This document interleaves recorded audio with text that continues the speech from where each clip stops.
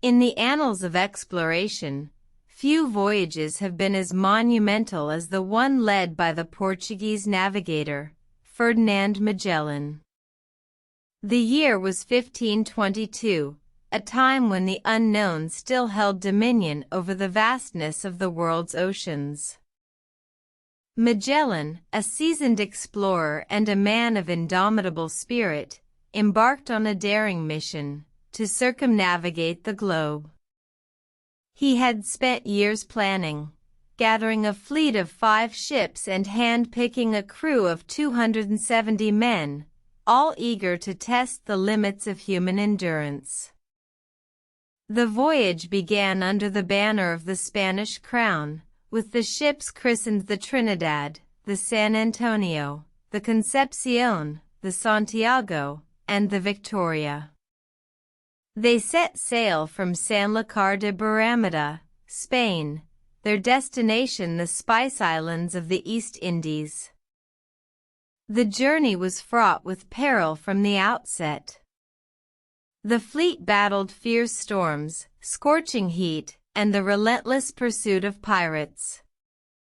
Magellan's leadership was tested, and his resolve never wavered. He navigated the treacherous Strait of Magellan, a passage so narrow and dangerous that it would bear his name. The survivors, fewer than half of the original crew, continued eastward, crossing the Pacific Ocean.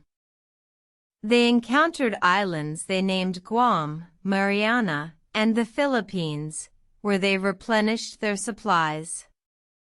The constant danger of Spanish capture loomed over them, as the Spanish had forbidden any exploration east of the Philippines. Finally, after 3 long years, they sighted land, but it was not the Spice Islands they sought. Instead, they had stumbled upon the uncharted islands of the Marquesas. Desperate and dwindling in numbers, they built a small boat and set off, hoping to find a friendly coast. Their luck turned when they reached the island of Mactan in the Philippines. There, they encountered a fierce warrior named Lapu-Lapu, who was not friendly. The ensuing battle was fierce, and Magellan was fatally wounded. He died on the shores of Mactan, his dream of circumnavigating the globe unfulfilled. But the voyage was not over. Under the leadership of Magellan's second-in-command, Juan Sebastián Elcano, the survivors pressed on. They battled through more storms, more pirates, and more hardships. On September 6, 1522, they sighted the Spanish port of Sanlúcar de Barrameda. They had completed the first circumnavigation of the globe.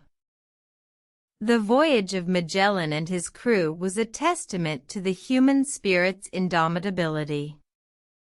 Despite the loss of their leader and the hardships they faced, they had proven that the world was not as vast and unknown as it once seemed. Their journey would forever change the course of exploration and open up the world to the possibilities of the unknown.